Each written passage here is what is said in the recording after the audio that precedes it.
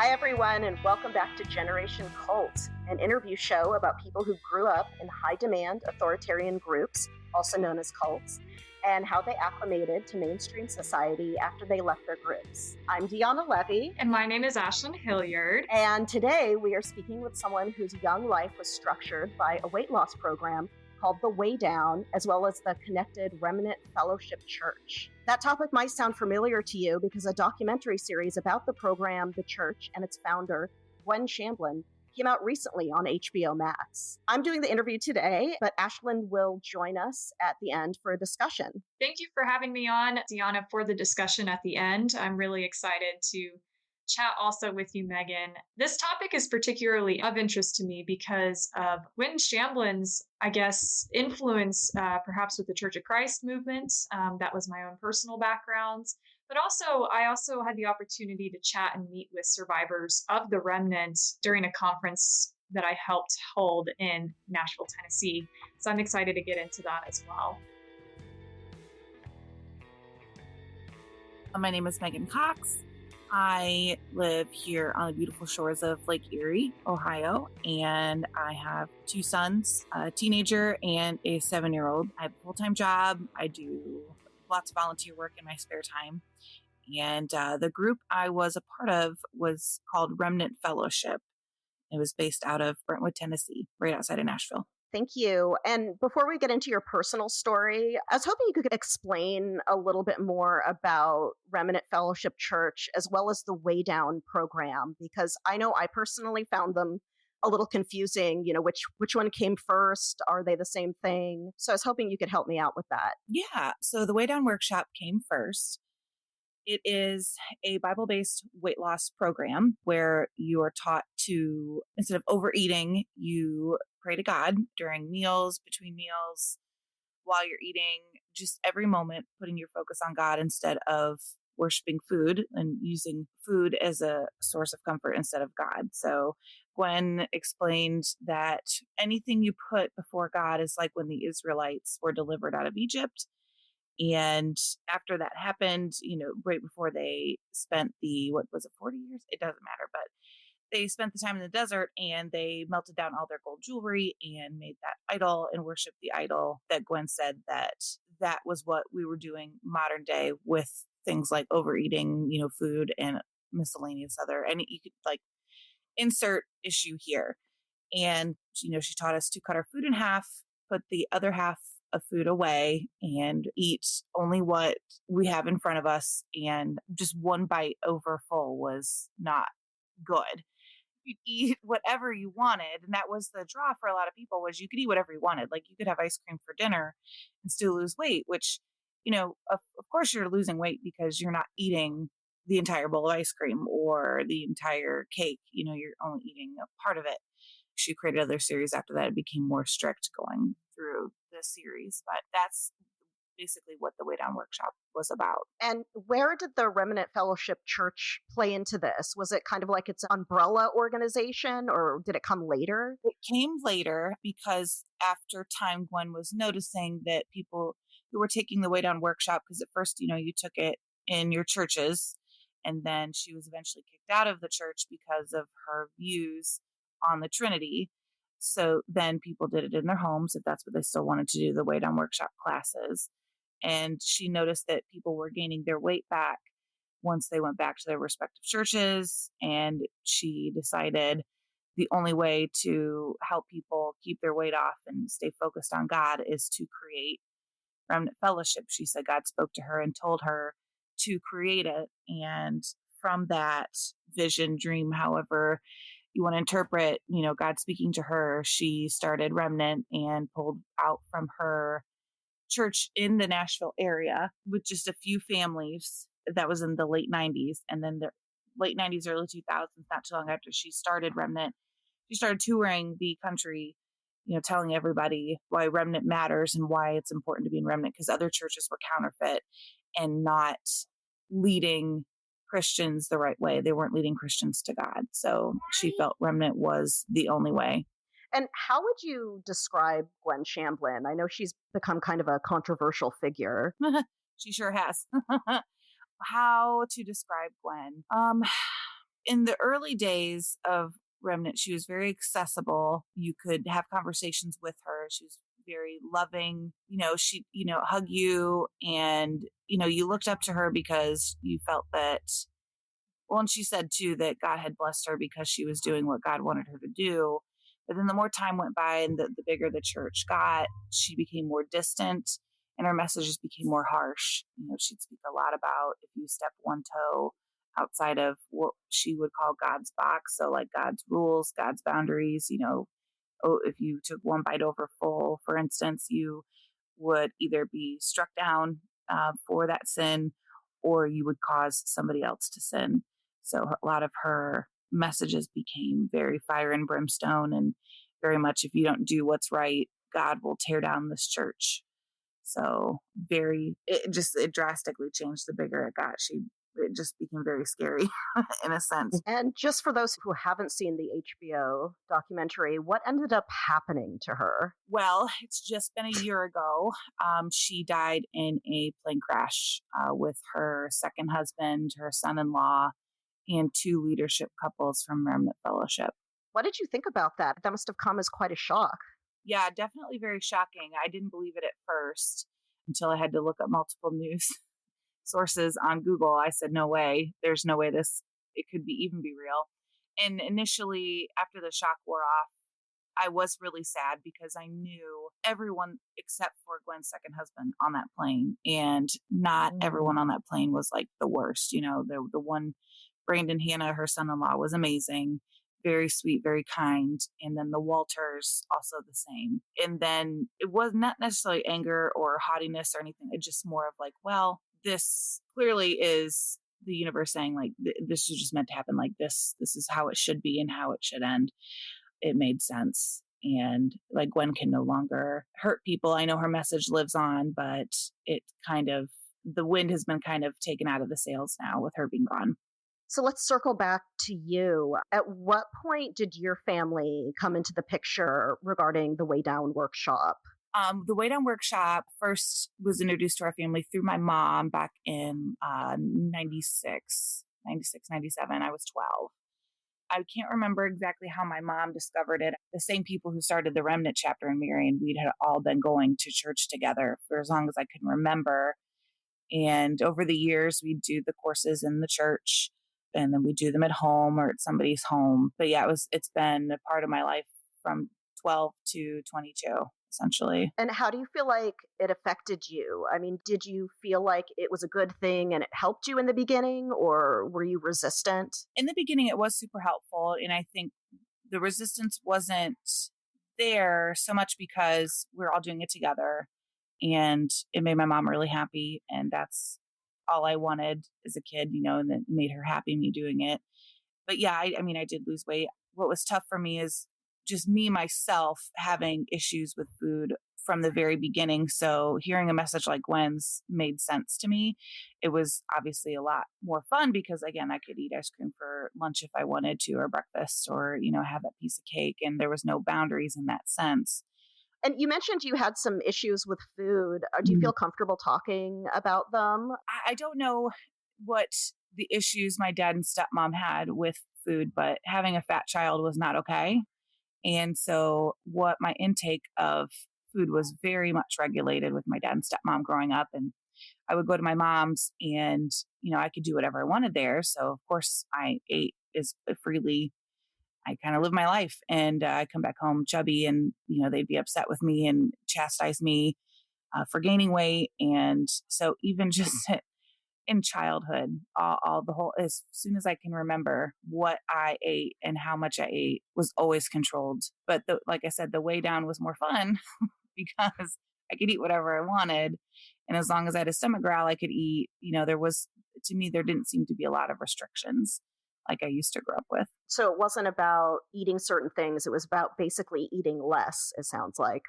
Yeah. It's just her message made more sense to me than how my dad and stepmom behaved around food. It's still very fascinating to me. But yes, I was a little more susceptible to what Gwen was saying as opposed to how I was brought up around food. So how was your relationship with your parents, both before they got involved in the workshop and then during? Both relationships have had their ups and downs. with my biological father, I lived with him from like toddler age to 12, and there really wasn't much of a relationship. There wasn't a lot of connection, especially when my stepmom entered the picture. It became even less. It was more about her than it was about me. I was just kind of like on the sidelines. My biological father was really angry with me and wrote me off legally, like in all ways, when I turned 12. And even like with my mom, the relationship, it had, like I said, it had its ups and downs, but there was a lot of issues with like narcissism and control, but we would always be able to work through it. But it took us a long time to even get to a healthy place, actually. And it only happened just recently. And I'm like 38. So, and then my biological father doesn't even speak to me and hasn't spoke to me for over a year. And I don't know why. So I'm sorry. thank you. It's been a weird journey with both of them, but yeah, essentially I'm speaking to one and not the other, and one's not by choice. So do you think the church made an impact on your relationship with your parents, or was that kind of an issue no matter what? It was always an issue, but I think the church made it worse because every time I joined Remnant, I had to cut off my biological father, and that made him mad. And, he didn't understand, and I didn't really know how to explain it. And then with my mom, the control and demand was much more. Whenever I moved in, I had to change my whole life around to fit in if I ever moved back in. And then even afterwards, before they left Remnant, there was a lot of admonishment and shame, even talking to her. I don't know how we survived it, to be honest. Well, so what's the reason you weren't supposed to talk to your dad? Was it because he wasn't a member? Yes. When you joined Remnant, they had a us versus them mentality big time. So if your family or your friends didn't accept Remnant's message, then you had to cut them off because they weren't of God. And that's what you were about if you were in Remnant. You were going to heaven, they were going to hell. Don't drag yourself down, move forward. At what point did you start to question the workshop and the church and Gwen? I never questioned Way Down Workshop, but I questioned the church right in the beginning, right when I found out my mom had joined and I moved back in. She explained to me how things were going to be, which, I had to be completely subservient to her and quit doing everything that I was doing, which is basically just being a teenager and having fun. I said, heck no. As soon as I could make my escape right after that, I did. There was always a small part of me throughout my whole time from Remnant that I always did kind of push back and question, especially the last time being pregnant with my son. They'd instruct me to discipline my baby, or they would tell me how to handle my relationships with like my son's paternal side of the family. Like, should I put his father on the birth certificate? Like things like that. And just not being able to have a say in my own life became really frustrating. Having to take whatever crap came my way, discipline, what have you, just really became upsetting and very debilitating. So I became even more questioning and I pushed back more the third time around. So you left and came back a few times. Yes. Yeah. I was a boomerang kid. My nickname was the prodigal son. Because I had left and come back so many times. So left and came back at least about 3 times over 2002 to 2006. And they were cool with that, you coming back. Were they happy to have you? Did they hold it against you? Like, what was that like being in and out? The first time, no one really got a chance to get to know me other than the people in our chapter of Remnant in Marion, Ohio, because they knew me since I was a baby. And the second time, there was joy me coming back, but the third time, not so much, because I was coming back pregnant, not married, and my son's father didn't follow me, which I don't blame him. It was very smart for him not to. So yeah, the third time around was not as easy. They still welcomed me back, but I had a lot more to prove.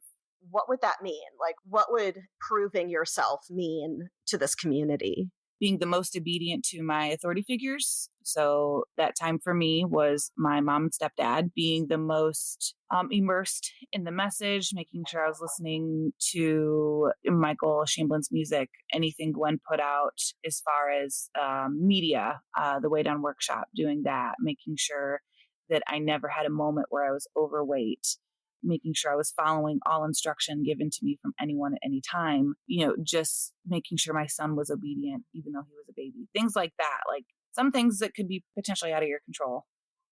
You had to be able to control it all and prove that you were serious about your salvation and being a part of the Remnant Fellowship. Yeah, well, especially having a baby, you can't really control much what they do. You can't really reason with them. Not at all. It's kind of almost like it's their world. You're just living in it, Exactly. Yeah. So let's talk about your process of leaving. What finally did it for you, and how old were you when you said, you were done, you were over it, you were leaving? I was 22 in November 2006 was when I finally decided this is someplace I couldn't stay anymore. And I didn't grasp the message anymore. I didn't know if I even agreed with it. The last time I came back, I had my son down there in Nashville, and my youngest brother and my son are less than a year apart. So mom said, I could come back, but I would have to be their nanny and even take care of my two younger sisters as well. And I agreed. And it sounded like fun to me anyway, because I love my siblings very much. And we had church Saturdays and Wednesdays. There was always stuff going on, but we always made sure that we went to the church services. And one of my sisters packed a bottle for my little brother, and I was working hard to get him on sippy cups, but they would always give him bottles behind my back. So it would undo all the work I did during the day. And so mom found that bottle in the diaper bag and questioned me. And I said, well, I didn't do it. And that unleashed all the fury. A lot of, how dare you talk to me that way? You're not being obedient and submissive. And, that leads to me not being a good mom. And so my punishment was to give her my cell phone. And I walked upstairs to grab it for her. And then it kind of had a moment where I go, wait, no, this is mine. Like, I'm not giving you my cell phone. No. And that made it worse. And really you were 22 at the time. You're an adult with a kid. Yeah. Right.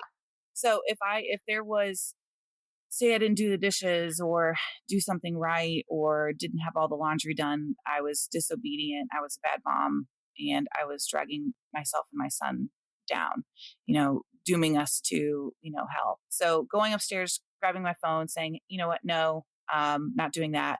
I then was assaulted. I didn't want to give her my phone, but after a while I was like, this just isn't worth it. So she took the phone and left me at home with the babies.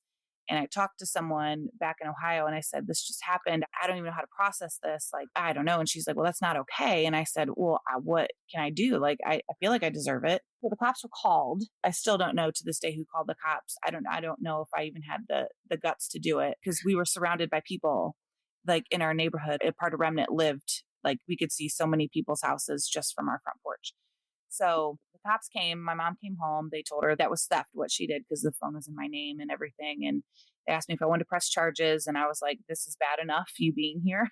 Like, no, I just feel like I'm crossing a line. I'm not ready for that. And then I just told them, I said, can I get my son? Can I get my car, pack what I can in it and leave? And they're like, yes. And I'm like, okay, well, you're going to have to stay here with me, because I don't think they're going to let me.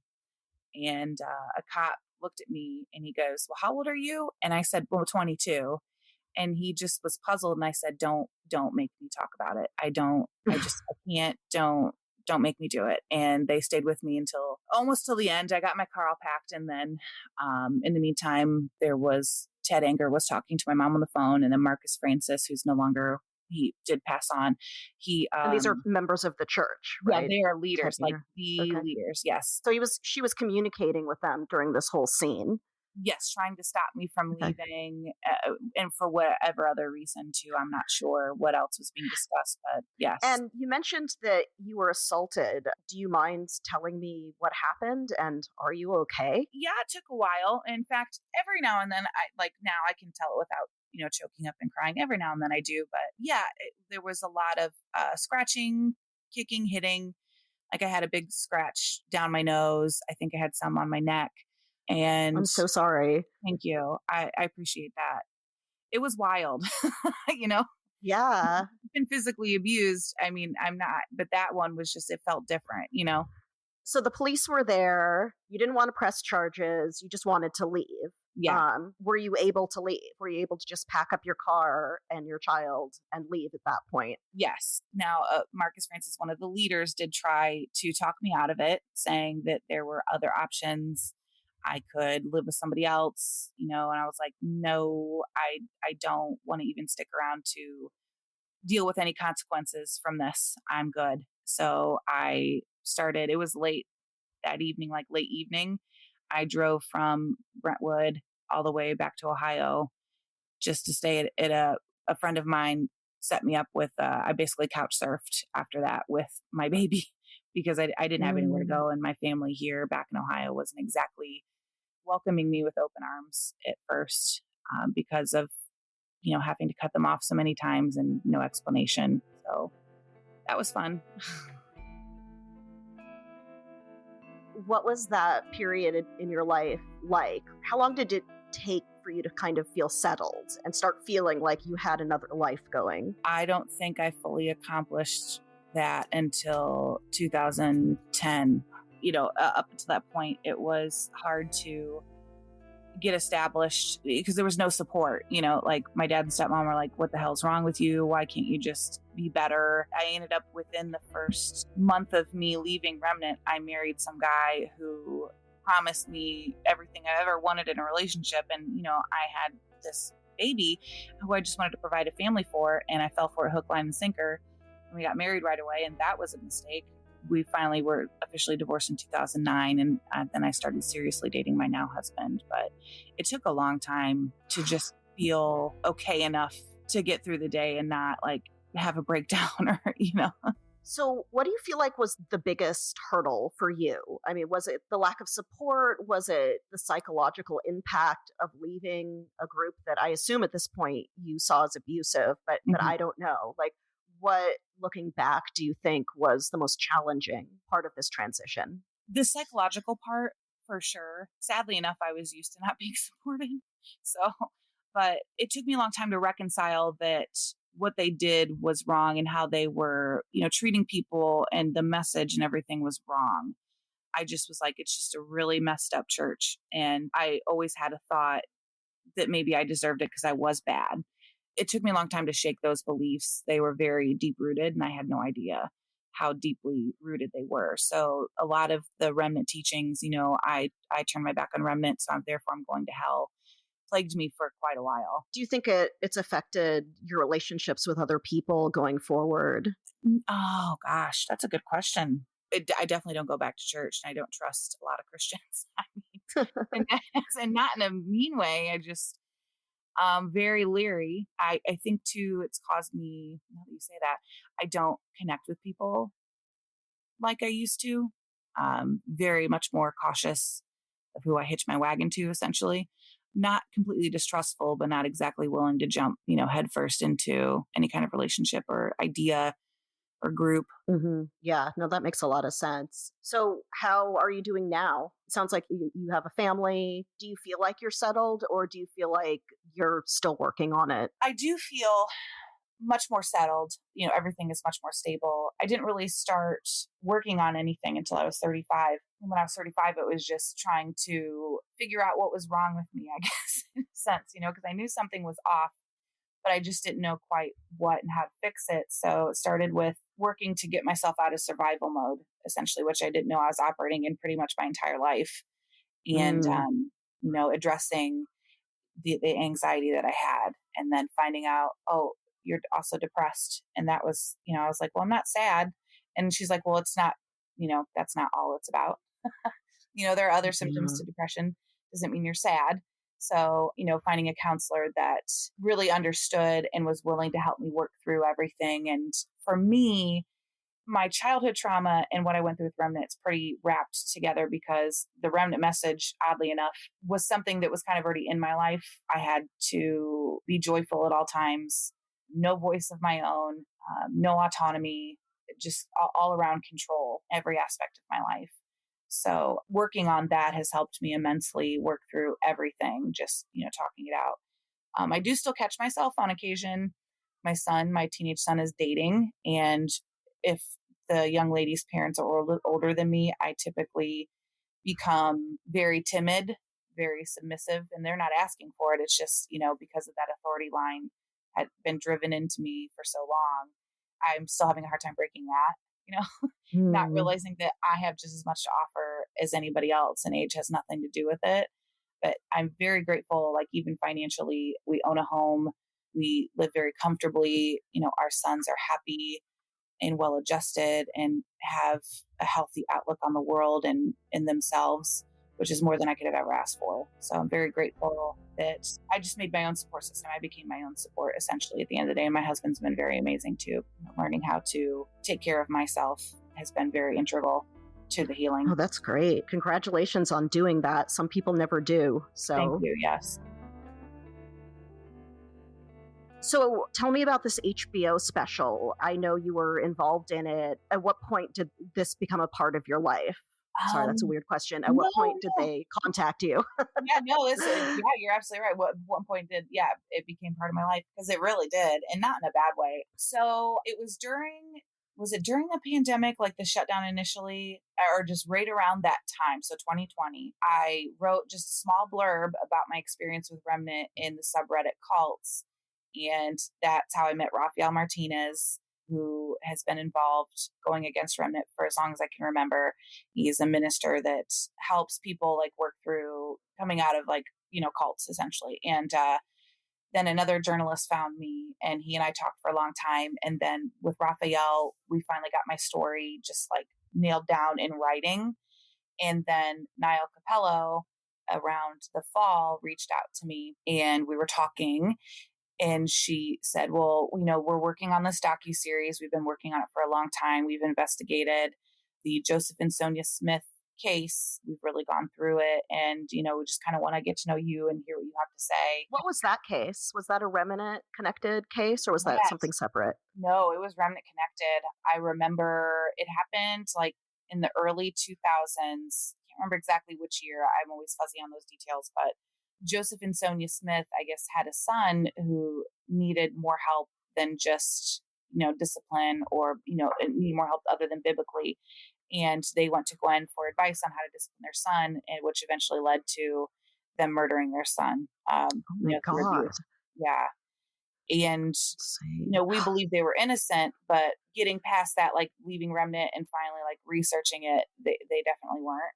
So I still feel a lot of immense guilt, like even believing for a second that they were unfairly accused of murdering a child when they very clearly did. Oh my God. And this is detailed a little bit further in the documentary that's out right now. It is, yes. I think the 3rd episode is where they really get into it. Okay. And yeah, not to digress from your story. So they had been working on something about this murder, and then I assumed they wanted to put the church in a broader context and talk to more people, which is why they reached out to you. Yeah. So I talked to Niall and then let her know, I'm like, I don't know. Like I told her about being assaulted, and, that's immediately or ultimately what led to me leaving the last time. And, I said, I don't know how long police keep records of these things, but because it happened in 2006.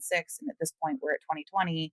So I said, but if you need to legitimize anything that I'm saying, please do. But I always did my best to stick to the facts whenever I talked about my experience with Remnant, things that, I guess can be not necessarily the things that I say can't be proved, but there are things like I'm not the only one saying, I'm not the only one with this experience, I guess. So it's like we all can kind of verify what we've been through. We've been through it. All the survivors have been through it one way or another.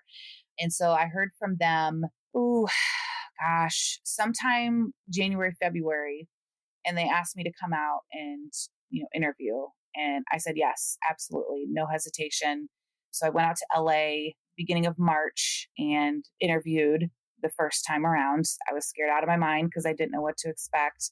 I tried to gather up all of my memorabilia from Remnant. Like I still had a lot of pictures left and everything. And, Marina was fantastic. I just poured out my entire life story. I don't know if that's what they wanted or not, but I did.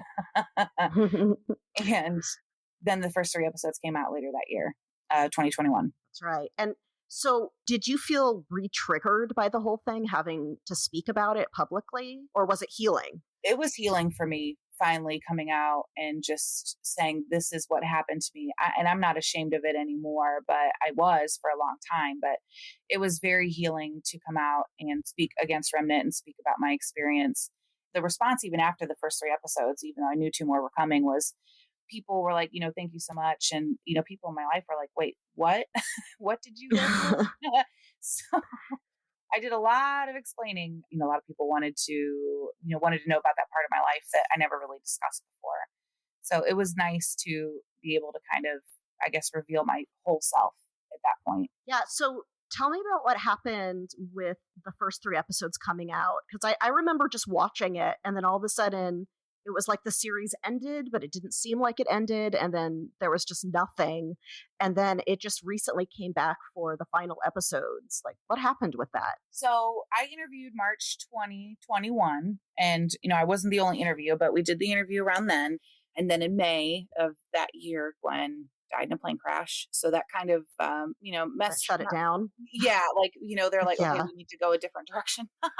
Like, Yeah. what do we do? I mean, it was really wild. And, a lot of us were hoping that they would still continue to tell the story, and they did. And so I ended up going back in October of 2021 to, I don't know if you saw it, Laura Alvarez is who I came with to support, to tell her story. And they re-interviewed me, which I wasn't expecting, but I was glad they did, because they asked me about how I felt after the plane crash, what work I'm doing now, how I felt about Remnant's response to everything. So I enjoyed doing that the second time around. Plus, I felt more comfortable. I've already done it. So, I got it all right there, and, been able to really work through that and embrace that chapter of my life I tried to keep hidden. You mentioned that and I remember this too from the documentary. You mentioned some work that you're doing now. Can you tell me a little bit more about that? So when I first went out in March of 2021, Niall and Marina both said, there's so many people that have left and want to leave. And, I had been kind of in solitude on my own for years, like, because my family wasn't, ready or in a place to talk about it. And we were kind of all scattered at that point. So it just broke my heart that we're all kind of suffering on our own in silence. And maybe we're all not, but to me, and I don't know if you can relate to this at all, Deanna, I just feel like there's such a great healing when you're around people that understand your experience. Oh, absolutely. That's the whole reason I started this show. I think people sharing their stories is so helpful to other people who might be going through something similar. I absolutely agree with that. Just people really speaking out, people coming together in groups and trying to heal and find a better way of life and make sense of life outside of the cult. So I started as the Beyond Zion Foundation, but I recently submitted paperwork to shorten it to Beyond Zion, because the other one was a mouthful. And I literally was in the airport at LAX, and my husband and I were discussing at that point that I needed to find some hobbies to occupy my time. Not that, I just didn't know what to do. There's some points in my life where I still kind of like, who am I? What do I like to do? I like to nap, but what do I do beyond that? And I was like, I think I want to start something where I unite not just ex-Remnant members, but anybody that has left a cult. Because I didn't know ICSA existed then. And, oh, no, I did. I'm sorry. I did because of you, actually, Deanna. I knew about that, but the International Cultic Studies Association? Yes. But I just didn't, our support groups and everything, I just didn't see it. So that's why I started doing what I did. Just to kind of like, for me back in 2006, I would have wanted somebody to tell me it's going to be okay. What you went through was valid. It's not okay what they did to you. I'm here for you, whatever you need, even if it's just to talk. I'm a safe place. I'm a safe person. In general, like I struggled so much. Like, how do I operate outside of that cult? Because I was so influenced. Life was it was hard and tricky and didn't make much sense, or just there's too much. I didn't know my rights or things like that. So that's what I set out to do, is to bring everyone together for that love and support and validation, but also be that for other people too. And, what do you need help with? Okay, let me help you with this. Like, I'll help you find a counselor. I'll help you, do this, or help you do that, or just let you talk through how you're feeling. And if that's all you need, great.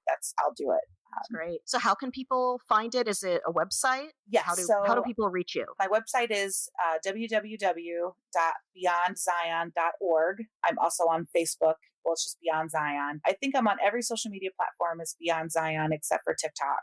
Instagram, I have a hard time keeping up with. Facebook's a little easier. I don't know if I have my personal stuff connected, but you can always connect with me through Beyond Zion. It's usually me or another ex-Remnant member who monitors the comments and like interactions and messages on all social media. That's great. The more resources people have to understand their experience with groups like this, the better. So I commend you for starting something like this. I'm hoping that you don't mind sticking around for a little bit of a discussion. We've added a discussion aspect to the podcast, and I'm going to invite Ashlyn back for it. Ashlyn, are you there? Can you guys hear me all right? Yeah. So I kind of wanted to focus on a theme, and just one thing that I took away from this, one thing that really stood out to me about your story, and this stood out to me, when watching the documentary, The Way Down, was the use of weight loss as a way to control people. I feel like it's something that happens a lot in controlling groups, but it's not as obvious. It's kind of just part of the patterns of control. But one thing that stood out to me about Remnant was that it was blatantly part of it. Like, it revolved around weight loss. So I wanted to discuss a little bit about that. Me personally, growing up, my weight was monitored, particularly by one family member, but I had heard stories, within the group about maintaining your weight. The leader was pretty adamant about people not being fat, quote unquote. So I felt like that affected my life from a young age, just always worrying about my weight. And I felt like that was one of the more harmful parts of the control that I experienced growing up in the commune that I was raised in. I wanted to talk to both of you about it and see what you thought. First of all, and this question's for either of you, do you think this is a common way to exert control in groups like this? When you look at like Maslow's hierarchy of needs, right? It's really hard for people to be in a healthy state of questioning and free thinking, free thoughts, when their most basic needs, such as food, such as perhaps housing, such as who you can be around, who you can't talk to, when your most basic needs are controlled. And in the case of the Remnant, it was so very clearly with the food aspects. And to echo Deanna, I found that particularly interesting because, with some groups, when it comes to bodily autonomy, we may be looking more at like reproductive coercion, reproductive related issues, rules surrounding sexual intimacy. But with the Way Down program, I found it particularly interesting that aspect of bodily autonomy was impacted. And I can only imagine, because it is such a basic building block for someone to achieve sort of a comfortable level of existence where they can even think about, what do I believe? Who should I associate with? What should I do with my free time?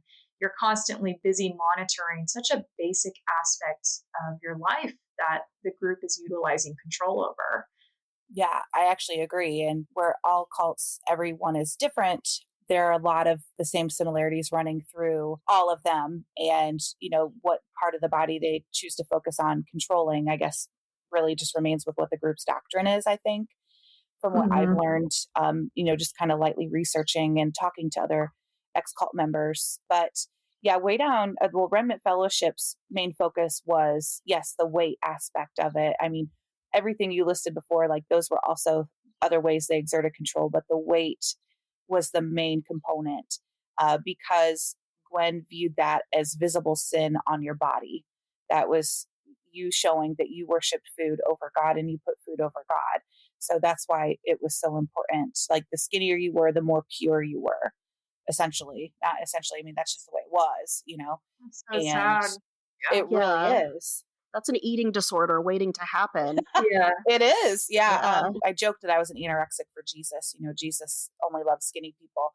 And that's how I coped with it, which I know is probably terrible. But like I said, my food issues, the control of food was even happening before Way Down and Remnant existed. So yeah, I've even joked that I was, perfectly conditioned to be a cult member too, just with the way I was raised. But yeah, it's fascinating to me. Yeah, the obedience aspect. And one thing that comes to mind, I'm not a morning person and I always wake up grumpy. And it's not that I am an unhappy person or I just don't I like sleep.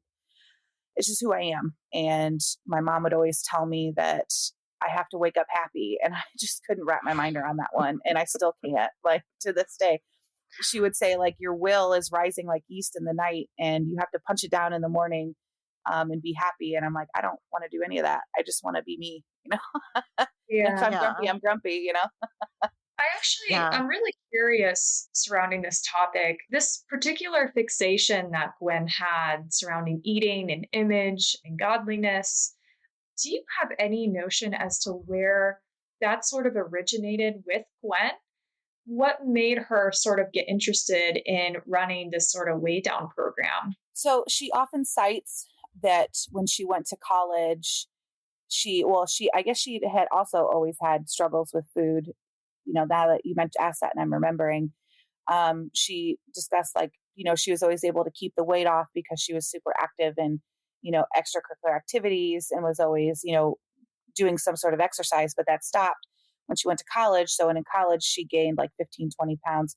She said she looked like a potato with toothpick legs, which I always found really funny. And that is what led her. She was going to school to be a dietitian. I think she is a dietitian, or she was. And she said she interviewed like a skinny friend, like ate with a skinny friend to try and figure out how she was skinny and, Gwen herself wasn't. So she noticed the skinny friend didn't eat as much as she did. So like the skinny friend left food on the plate, and Gwen said all she wanted to do was eat the skinny friend's food. So she asked her how she did that. And the skinny friend said, I'm full. I don't want the rest of the food. So then Gwen added religion to that way of thinking and then therefore created the way down later on. But instead of overeating, she would start praying to God and trying to strengthen her relationship with God. And then she lost the weight. And then, like I said, like years later, then she started the Way Down workshop. That's so ridiculous, though, because it's like, it's not just how much people eat, it has to do with their genetics as well. So basically, she's looking at someone who looks skinny and is just putting it on this one thing when there are several other aspects to this. And that's what I've always felt is so unfair about people who get on other people for their weight. Like, some people are just never going to be that super skinny person. I know I never was. Some people are a certain weight. Yeah, it almost seems like what you're describing, Megan, and with Gwen's sort of personal story and connection to all of this, it almost seems like she took her personal sort of struggle and decided that she wasn't going to go at this alone, that she was going to bring others down as a means to her gain, to her benefit. This is going to be my struggle. It's going to be your struggles too. And it is just a really horribly sad story. And it really can, I'm almost just thinking of the kind of people that this program would attract. Because like Deanna was saying, it's not necessarily rocket science, this program. It seems very simple on the surface of like, just eating less food.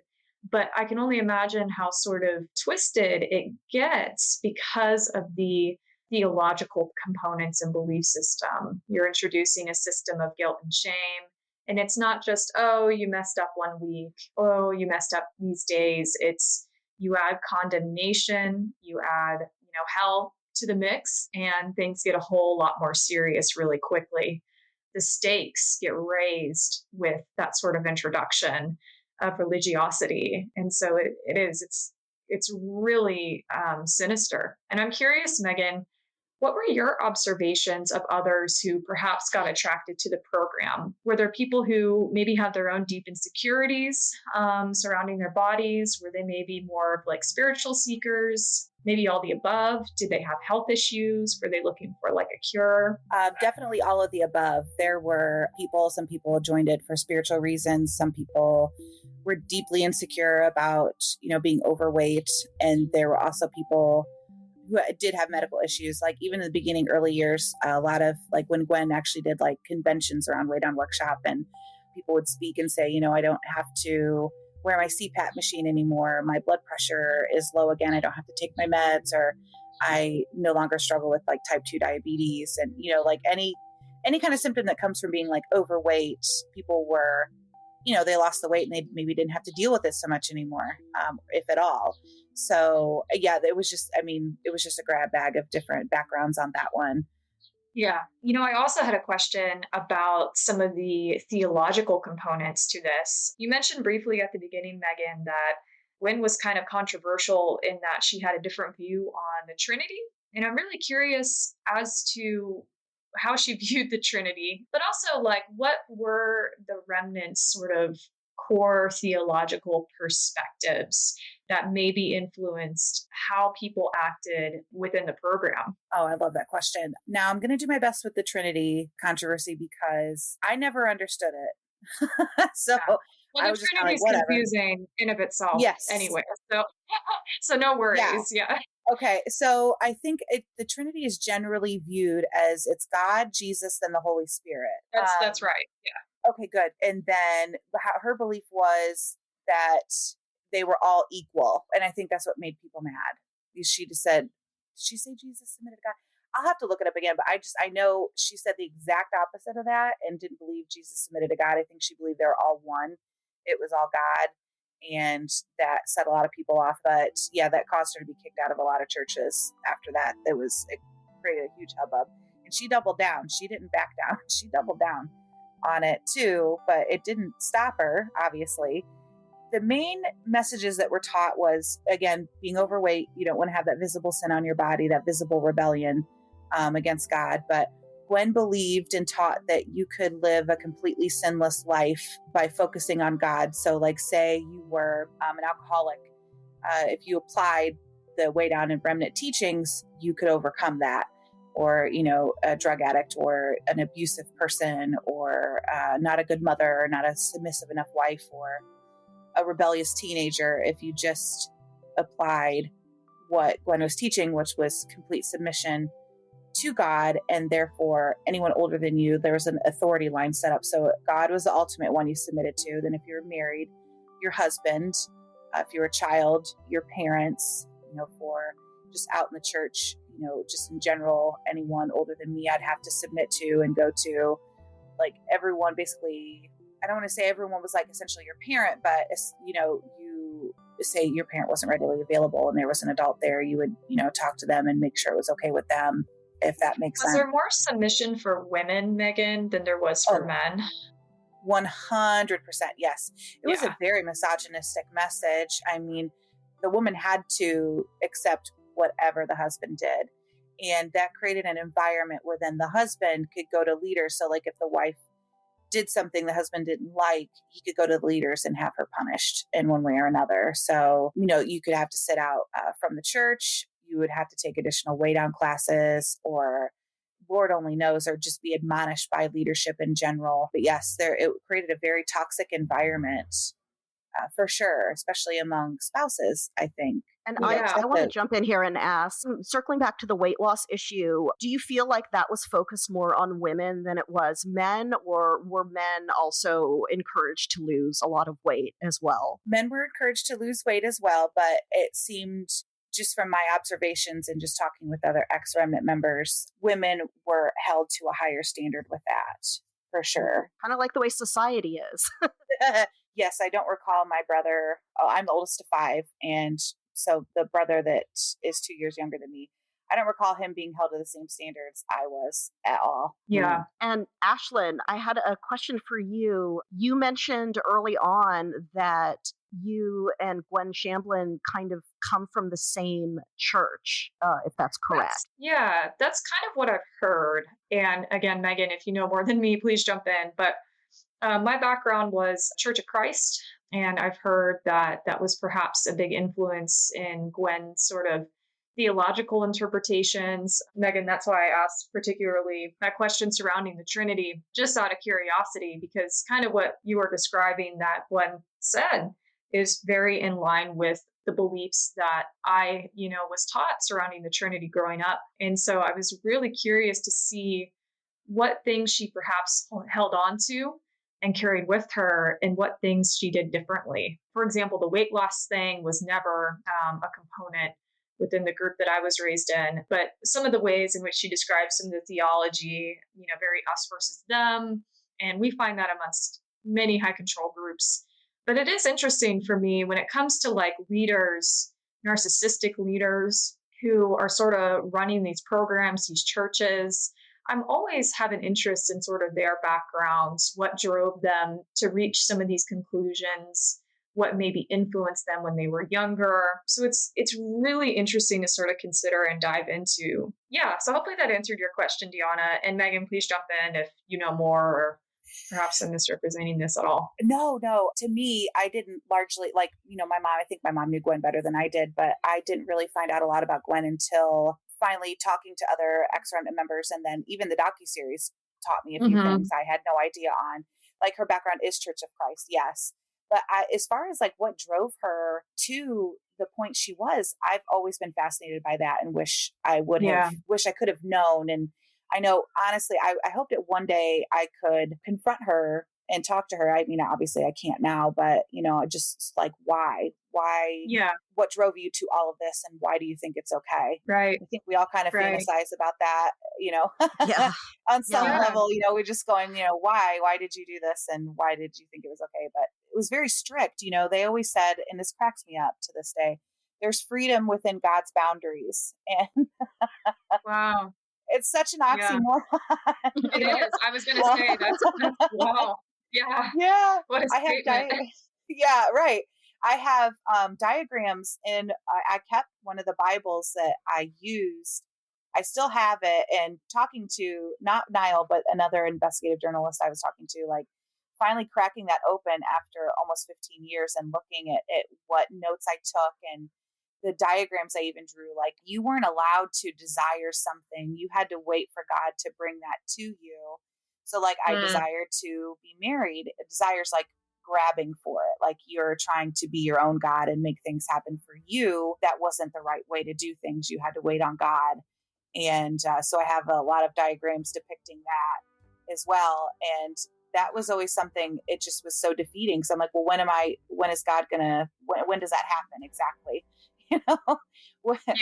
Is there a time frame on this, or like, what do I have to do? Like, there was no plan or like a pathway for that. It was just, you'll get it when you get it. And I find that that's very damaging because, and I find a lot of Christians do that. God will bring it to me when he's ready, but you kind of have to do your own work too, right? You can't just sit around waiting for God to bring you whatever. Sometimes you have to go out there and make it happen for yourself. So that was a really damaging message too, I thought. I don't know if that's Church of Christ related or not, but I mean, you could probably tell me, but there was a lot of that, basically. And I don't even know if it's so much Church of Christ related, but it kind of rings true, I think, for many sort of more high demand Christian environments, perhaps more fundamentalist based Christian environments, certainly. I can only imagine what that was like to sort of break out of that for the first time, like what you described in your story. And you're a very brave person, Megan, for being able to leave that situation and what you knew and having that sort of constant oversight. Even if you may not have necessarily loved that sort of oversight, it was sort of the norm from what it sounded like. So I can only imagine how scary the alternative was. And I just wanted to let you know that you were very brave for doing that, for leaving. Thank you, Ashlyn. I really appreciate that. I'm speaking as someone who didn't come from a Bible-based organization. Mine was Eastern-based, and although some of the ideology obviously was very different, I do feel like the control really is the same regardless of what kind of faith the group follows, because, in my group as well, people did feel controlled. People did answer to somebody else than their parents, and people did have a lot of trouble leaving. So yeah, just wanted to kind of support what you were saying, Ashlyn. It's so true that this happens, and it's really amazing to hear about somebody who leaves, especially in a situation as intense as yours, Megan. Yeah, it really was.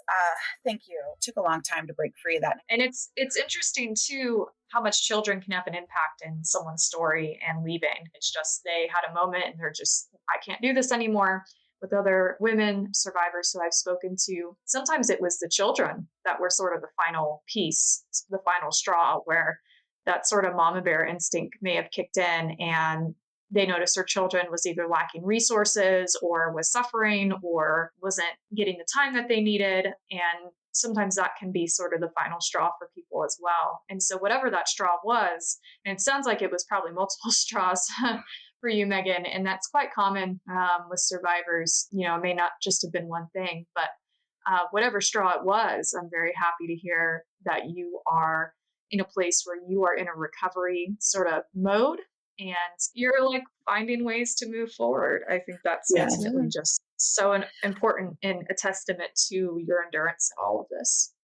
Thank you. I agree. And I my hope is for anyone coming out of a cult, anyone, or even that have left and don't even know where to begin, that they understand how important and how integral it is, to speak out, or at least just write it down and then start doing the work with a counselor, trust someone they can find to trust to work through it. I owe a lot to my now husband too. Being with him really opened my eyes to a lot of things, like meeting his family and going, oh, is this kind of what a quote unquote normal family does? And this is how they love each other. And, just so many different things. But he's always been very loving and supportive and very helpful in trying to help me put names and terms to what I went through, too, without really understanding what I went through, Yeah.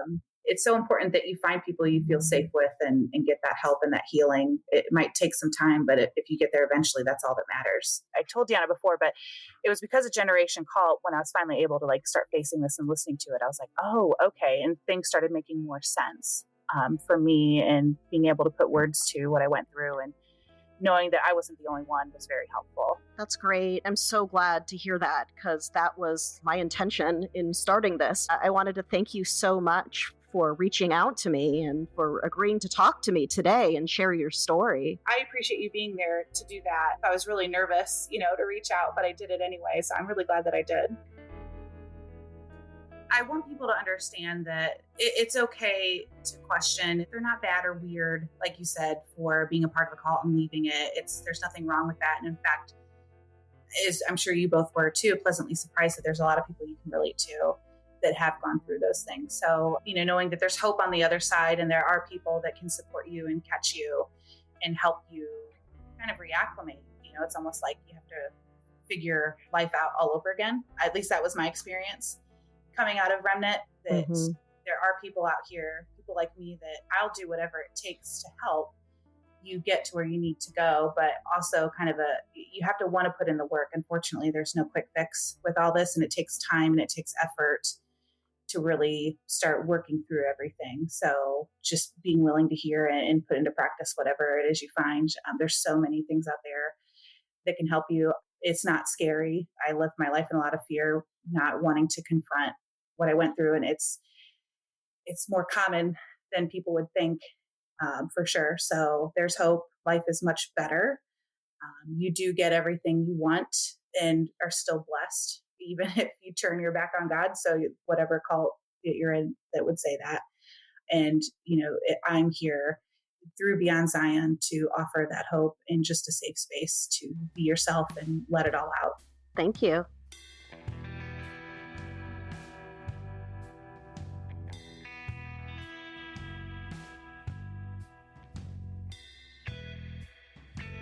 So that's the show for today. Thank you for listening. Next time, we'll be chatting with a former classmate of Ashlyn and mine who grew up in Scientology. He also has his own YouTube channel and podcast. If you like Generation Cult and you want to support the show, we are on Patreon now. So just go to patreon.com/generationcult. You can choose what level you want to give at, and patrons get access to extra material. The show is produced and hosted by me, Deanna Levy, and co-hosted by Ashlyn Hilliard, with original music by Leanne Dunn, and opening and closing music by the band The Chaw. See you next time.